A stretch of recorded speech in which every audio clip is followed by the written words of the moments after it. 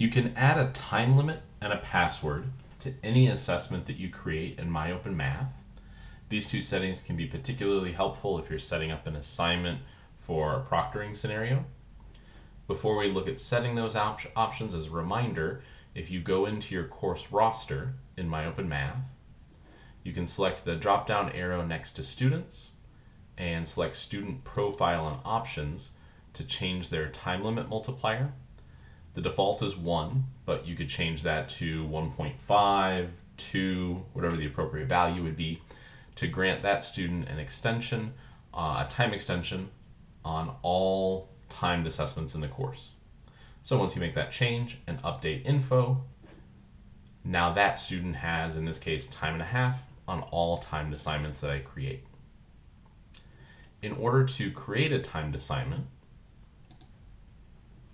you would navigate to the assignment in MyOpenMath that you want to set that time limit for, and click on the gear icon and then Settings.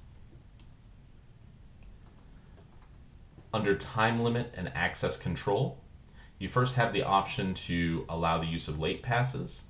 If you are setting up a proctored assessment, my guess would be you'd want this to be none, but that's obviously up to your discretion.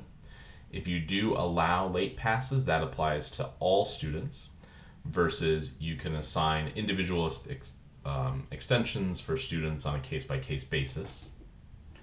You can set the time limit in minutes to 60, 90, however much time students are allowed.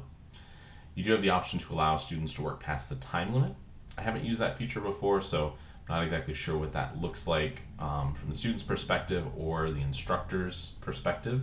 But obviously you need to have some policy in your course about students working past the time limit and possible point deductions or anything like that. You can enter a password for your exam, which initially you can't read, but if you click the show link, then it'll show you what you typed in there just to confirm. And then you can provide that password to any proctors, so the student would be unable to start a test until they're in the appropriate environment to have that password provided to them. Once you've set the time limit and entered a password, if you want both of those options, you can click Save Changes, and those will be applied to your assessment.